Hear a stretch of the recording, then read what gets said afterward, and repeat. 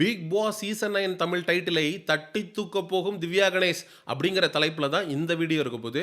ஏய் என்னப்பா சொல்ற நீயே, திவ்யா கணேஷ் டைட்டில் வினரா அப்படின்னு ஆச்சரியமாக பார்க்கக்கூடிய நபர்களுக்கு ஏகப்பட்ட சர்ப்ரைஸுகள் இருக்கக்கூடிய ஒரு வீடியோவாக இது அமையும்.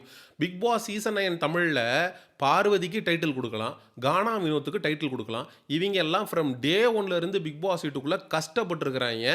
ஆனால் திவ்யா ஒயில் கார்டு கண்டஸ்டண்ட்டாக பிக் பாஸ் வீட்டுக்குள்ளே வந்து ஒன்றுமே பண்ணலை, அவங்களுக்கு எதுக்காக டைட்டிலை கொடுக்கணும் அப்படின்னு பல பேருக்கு கேள்வி எழுந்திருக்கலாம். அதாவது ஒயில் கார்டு கண்டஸ்டண்ட்டாக வரக்கூடிய ஒரு நபர் டைட்டிலை ஜெயிக்கக்கூடாதுன்னு இல்லை. இதே சீசன் 7ல் அர்ச்சனா ரவிச்சந்திரன் ஒயில் கார்டு கண்டஸ்டண்ட்டாக பிக் பாஸ் வீட்டுக்குள்ளே வந்து இருக்கிற எல்லாரையும் கதற விட்டு செதற விட்டு வேற லெவலில் ஒரு கேமை ஆடி பிக் பாஸ் சீசன் 7 டைட்டிலை தட்டி தூக்கிட்டு போயிருப்பாங்க.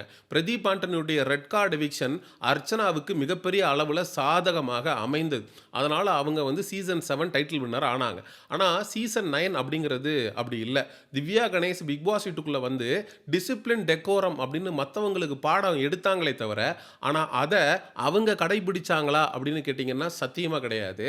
மாறாக அவங்களே டிசிப்ளின் இல்லாமல் டெக்கோரம் இல்லாமல் பல இடங்களில் பல பேரை பற்றி கேவலமாக பேசியிருக்காங்க. குறிப்பாக விஜே பார்வதியை பற்றி திவ்யா கணேஷ் எஃப்ஜேவோட சேர்ந்து ஸ்மோக்கிங் ரூமில் பேசினதெல்லாம் நம்மளால் அவ்வளோ எளிதில் கடந்து போயிட முடியாது. பார்வதியை நைட்டு 12 மணிக்கு விளக்குமாத்த தூக்கிட்டு வர்றா, இவெல்லாம் வந்து ஒரு பொம்பளையா? 12 மணிக்கு வீடு கூட்டினா அந்த வீடு விளங்குமா? பிக் பாஸ் வீடு விளங்குனா என்ன, விளங்கலேனா என்னம்மா? என்னம்மா இவ்வளோ பிற்போக்குத்தனமாக பேசுகிற? காலம் எவ்வளோ முற்போக்காக அவன் சிந்திச்சுக்கிட்டு இருக்கான், நீ இன்னும் பூமர்த்தனமாக பேசிக்கிட்டு இருக்க அப்படின்னு திவ்யாவுக்கு எதிராக விமர்சனங்களை நம்ம வச்சுருந்தோம். அப்போது பேசிக்காக ஒரு ஐடியாலஜி இல்லாத ஒரு தற்குறி, பியூட்டி வித்தவுட் பிரெயின்ஸ் தான் இந்த திவ்யா கணேஷ். இதெல்லாம் டைட்டில் வாங்குறதுக்கு தகுதியே இல்லாத ஆள் அப்படின்னு நம்ம அப்பயே விமர்சிச்சிருந்தோம். அதுக்கப்புறம் பல இடங்களில் பல பேரை திவ்யா கணேஷ் தன்னுடைய கேமுக்காக ரொம்ப கேவலமாக பயன்படுத்தியிருக்காங்க. அதில் அதிகமாக பயன்படுத்தப்பட்ட நபர் யாருன்னு கேட்டிங்கன்னா பிரஜன். ஏன்னா சாண்ட்ரா மற்றும் திவ்யா கணேஷ் 2 பேரும் ஜெயிலுக்கு போகணும்னு ஒரு சுச்சுவேஷன் வரும். அப்போ சாண்ட்ராவும் திவ்யாவும் உட்காந்துக்கிட்டு எங்களால் போக முடியாது, திவ்யா வந்து எனக்கு தலைவலிக்குது, நான் வந்து சூடாக டீ குடித்தாதான் நான் வந்து ஜெயிலுக்கு போவேன், ஏன்னா மாத்திரை சாப்பிட்ணுன்னா நான் டீ குடிக்கணும், டீ குடித்தாதான் நான் கம்ஃபர்டபுளாக ஃபீல் பண்ணுவேன், அப்போ தான் எனக்கு தலைவலி போகும், அப்போ தான் என்னால் ஜெயிலுக்குள்ளே போக முடியும்னு நைட்டு ஃபுல்லாக உட்காந்துக்கிட்டு தர்ணா பண்ணிக்கிட்டு சாண்ட்ராவையும் அந்த கேமுக்குள்ளே கொண்டு வந்து பிரஜன் வந்து திவ்யாவுக்கு ஆதரவாக பிக் பாஸ் வீட்டுக்குள்ளே இருக்கக்கூடிய பல பேரை எதிர்த்து சண்டை போடுவார். வியனாவெல்லாம் பயங்கரமாக பேசியிருப்பார். வியனா கேமராவுக்கு முன்னாடி வந்து நின்று, சார் பிரஜன் ரவுடிசம் பண்ணுறாரு sir, sir Prajan மிரட்டுறாரு sir, sir Prajan ரொம்ப கேவலமாக நடந்துக்கிறாரு சார் அப்படின்னு அன்னைக்கு ராத்திரி ஒட்டுமொத்தமாக பிரஜன் மேலே மிகப்பெரிய நெகட்டிவிட்டி பிக் பாஸ் ஆடியன்ஸுக்கு வந்ததுக்கு காரணமாக அமைந்த நபர் யாருன்னு கேட்டிங்கன்னா திவ்யா கணேஷ். அதுக்கப்புறம் ஒரு வழியாக ஏர்லி மார்னிங் தான் ஜெயிலுக்குள்ளே போகிறாங்க.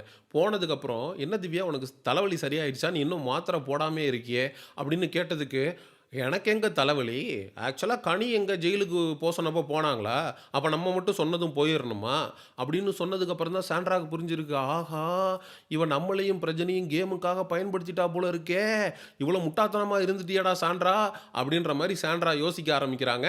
அதுக்கப்புறம் பிரஜனும் எவிக்ட் ஆகி வெளியில் போயிடுறாரு. அதுக்கப்புறம் பிரஜனோட எவிக்ஷனுக்கு திவ்யா கணேஷ் தான் காரணம் அப்படின்னு சொல்லி சாண்ட்ரா நம்புகிறாங்க. அதுக்கப்புறம் பிரஜன் போனதுக்கப்புறம் சாண்ட்ரா கிட்ட திவ்யா கணேஷ் நடந்துக்கிற விதமே டோட்டலி வேறு மாதிரி ஆயிடுச்சு. அக்கா வந்து அன்னைக்கு நைட்டே உன்னோட துணியெல்லாம் எடுத்து உன் கபோர்டில் வச்சுக்க, என் கபோர்டை வந்து ஃப்ரீ பண்ணிவிடு அப்படின்லாம் பேச ஆரம்பிச்சிட்டாங்க. பல இடங்களில் பிக் பாஸ் வீட்டுக்குள்ளே இருக்கக்கூடிய டிசிப்ளினுக்கு டெக்கோரத்துக்கு கிளாஸ் எடுக்கக்கூடிய திவ்யா வெள்ளிக்கிழமை ஆனாலே சந்திரமுகியாக மாறிடுவாங்க.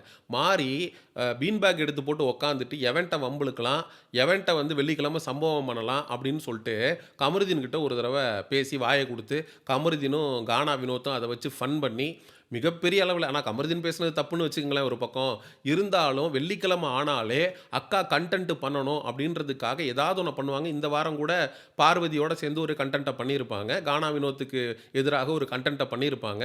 அப்போ சொல்லி கொடுத்து அமைச்சிருக்காங்க, நீங்கள் உள்ளே போனால் டிசிப்ளின் டெக்கோரம்னு பேசணும், வெள்ளிக்கிழமை ஆனால் இருக்கிறவனை சண்டைக்கு இழுத்து உரண்டை இழுத்து பிரச்சனை பண்ணணும், இதெல்லாம் நீங்கள் பண்ணிக்கிட்டே இருந்தீங்கனாலே நாங்கள் வந்து வெளியில் உங்களுக்கு நல்லா பிஆர் பண்ணிடுவோம்னு எவனோ ஒருத்தர் சொல்லி அமைச்சிருக்கிறான். ஆனால் அக்கா ஒரு தத்திங்கிறது வெளியில் இருக்கிறவங்களுக்கு தெரில.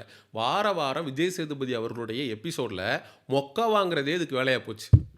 இவர் ஒரு கேள்வி கேட்பார், ஆனால் அதுக்கு சம்பந்தமே இல்லாத ஒரு பதிலை அக்கா சொல்லும். அக்கா சொல்கிற பதில் உங்களுக்கு இப்போ புரியாது, வீட்டுக்கு போனா தான் புரியும். எம்.ஏ ஃபிலாசபிங்கிற மாரி இந்த சீசன்ல அக்கா சொல்றது, அடுத்த சீசன்ல தான் புரியும். அப்ப என்ன கேள்வி கேட்குறாங்க? என்ன பதில் சொல்லணும்? இந்த கேமோட பேசிக்ஸ் என்ன? அப்படிங்கிற அடிப்படை புரிதலே இல்லாத நபர் தான் இந்த திவ்யா. இந்த திவ்யாவுக்கு தான் மக்களாகிய நீங்க வாய்ப்பில்ல ராஜா. மக்கள் கண்டிப்பாக திவ்யாக டைட்டில் வின்னராக ஆக்கப் போறதில்ல. ஆனா மாறாக சேனல் ஆக்கப் போறாங்க அப்படிங்கிற தகவல் நமக்கு கிடைச்சிருக்கு.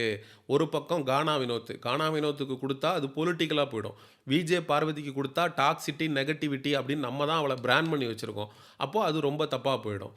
அதனால வேற யாருக்கு குடுக்கலாம் அப்படின்னு சொல்லி யோசிக்கும்போது அப்பதான் சீனுக்குள்ள வர்றாங்க. நம்மளுடைய டிசிப்ளின் டெக்கோரம் திவ்யா அக்கா. பேசாம திவ்யாவுக்கு குடுத்துட்டா என்ன? சரி குடுத்துட்டு போயிருவோம் அப்படின்னு பொதுவா இருந்துட்டு போயிடுவோம். எதுக்காக வந்து நம்ம காம்ப்ளிகேட் பண்ணிக்கிட்டு இருக்கணும்? அப்படின்னு திவ்யாவுக்கு டைட்டில தூக்கி குடுப்பதற்கான வாய்ப்பு இருக்கு அப்படிங்கிற தகவல் நமக்கு கிடைச்சிருக்கு. இது உண்மையாக இருக்குமா அப்படின்னு கேட்டீங்கன்னா, 100க்கு 200% உண்மையா இருக்கிறதுக்கு வாய்ப்பு இருக்கு. ஏன் அப்படின்னா, இந்த சீசனுடைய எவிக்ஷன் ப்ராசஸ் அப்படிங்கிறது ஓட்டின் அடிப்படையில பண்ணப்படல அப்படின்றது தான் 100க்கு 100 மறுக்க முடியாத உண்மை. திவாகர் எவிக்ட் ஆனப்ப அந்த வார நாமினேஷன்ல அரோரா இருக்கிறாங்க, சுபிக்ஷா இருக்குது, ரம்யா ஜோ இருக்கிறாங்க. இவங்க எல்லாத்தையும் விட திவாகர் கம்மியான ஓட்டு வாங்கிட்டாரா? கண்டிப்பா இல்ல. அப்போ ஓட்டின் அடிப்படையில எந்த ஒரு எவிக்ஷனுமே இந்த பர்ட்டிகுலர் சீசன்ல நடக்கல அப்படிங்கிறப்ப, மக்களாகிய நமக்கு இந்த பிக் பாஸ் டீம் என்ன சொல்ல வர்றாங்கன்னா, நீங்க வோட் பண்றத வச்சு நாங்க வின்னர டிசைட் பண்ண போறதில்ல. நாங்க இந்த சீசன்ல யார யோசிக்கிறோமோ, அவங்கள தான் நாங்க வின்னர் ஆக்கப் போறோம். ஓட்டின் அடிப்படையில குடுக்கணும்னா ஃபார் எக்ஸாம்பிள் நம்ம அன்அஃபிஷியல் எடுத்துக்க முடியாது. ஏன் அன்அஃபிஷியல் எடுத்துக்க முடியாதுன்னா, அதில நெறைய பாட் ஓட்ஸ் போடுறாய்ங்க. கனி அன்அஃபிஷியல்ல 5வது இடத்துல இருந்தாங்க. அவங்க இந்த வாரம் எவிக்ட் ஆயி போயிருக்காங்க. ஸோ அன்அஃபிஷியல வந்து நம்ம வந்து ஒரு இதா எடுத்துக்க முடியாது. ஆனா இருந்தாலும் அன்அஃபிஷியல்ல அதிகபட்சமான வோட்டிங்ல இருக்கிறது கானா வினோத், அதுக்கப்புறம் கமருதீன், அதுக்கப்புறம் பார்வதி, கமருதீன்லாம் ஒரே ரேஞ்சில இருக்காங்க. திவ்யாவுக்கு வந்து கண்டிப்பாக பிஆர்ஸ், பாட்ஸ் எல்லாம் வோட் பண்ணி அவங்களும் இருக்கிறாங்க. ஆனா திவ்யாவ விட அதிகபட்சமான வோட்ஸ் வந்து அன்அஃபிஷியல் யாருக்கு வருதுன்னா, கானா வினோத். அப்போ வோட் படி குடுக்கணும்னா, கானா வினோத்துக்கு குடுக்கணும். ஆனா அன்பார்ச்சுனேட்லி இந்த பர்ட்டிகுலர் சீசன்ல ஓட்டின் அடிப்படையில எவிக்ஷன் நடக்கலங்கிறதுனால, டைட்டிலுமே ஓட்டின் அடிப்படையில குடுக்கப்படாது அப்படிங்கிறது தான் நமக்கு வந்திருக்கக்கூடிய செய்தியா இருக்கு. ஆனா திவ்யாக்கு நீங்க டைட்டில குடுக்குறீங்கன்னா, சத்தியமா அத விட கேவலமான ஒரு விஷயம் இருக்கவே முடியாது. ஏன்னா இந்த கேமுக்காக அவங்க எந்த இன்புட்டும் போடல. அவங்க ஒண்ணுமே பண்ணி கிழிக்கலங்கிறது தான் 100க்கு 100 மறுக்க முடியாத உண்மை. இன்னைக்கு கூட விக்கல்ஸ் விக்ரம் கூட ஒரு பிரச்சனை. அதில விக்கல்ஸ் விக்ரமோட பொண்டாட்டிய இழுத்து, அவன் கிடந்து கருத்தட ஆப்ரேஷன் பண்ண பன்னி மாரி கதறிக்கிட்டு இருக்கான். கண்ணு கிண்ணெல்லாம் வெளியில வந்துருச்சு. இது மாரி ஏன் சண்டை போடுறோம்? என்ன பண்றோம்? இந்த என்ன கேமு? என்ன மேட்ச்சு? என்ன பாலு? ஒண்ணும் புரியாம அந்த பிக் பாஸ் வீட்டுக்குள்ள தத்தியா பியூட்டி வித்தவுட் பிரெயின் அப்படின்னு வாழ்ந்து கொண்டு இருக்கக்கூடிய இந்த திவ்யா கணேஷுக்கு டைட்டில குடுக்குறாங்கன்னா, அத விட கேவலமான விஷயம் இருக்கவே முடியாது. அப்படிங்கிறது என்னுடைய தாழ்மையான கருத்து. வீடியோ போடுறதுக்கு முன்னாடியே சொன்னாங்க. நீங்க திவ்யாக்கு எதிராக பேசுனீங்கன்னா, கண்டிப்பா திவ்யாவோட பிஆர்ஸ் உங்களுடைய கமெண்ட் செக்ஷன்ல வந்து கடிச்சு வைப்பாங்க. உங்கள வந்து பயங்கரமா வந்து கேவலப்படுத்துவாங்க அப்படின்னு. கண்டிப்பாக அத நான் பார்க்கணும்னு நெனைக்கிறேன். சரி திவ்யாவ பத்தி எதிராக வீடியோ போட்டா அப்படியெல்லாம் நடக்குமா? அப்படிங்கிறத தெரிஞ்சுக்கிறதுக்கான முயற்சியா கூட நீங்க இத எடுத்துக்கலாம். சரி இந்த வீடியோவ பற்றி திவ்யாக்கு வந்து பிக் பாஸ் டீம் வந்து டைட்டில் குடுக்கலாம் அப்படின்னு யோசிச்சுட்டு இருக்கிற அந்த ஒரு விஷயத்த பத்தி மக்களாகிய நீங்க என்ன நெனைக்கிறீங்க? அப்படிங்கிற உங்களுடைய கருத்துக்கள மறக்காம கமெண்ட் செக்ஷன்ல சொல்லுங்க. எக்ஸ்க்ளூசிவ் பிக் பாஸ் அப்டேட்ஸ்க்கு மிஸ்டர் செய்யோன் சேனல சப்ஸ்கிரைப் பண்ணுங்க. See you in the next video. Bye.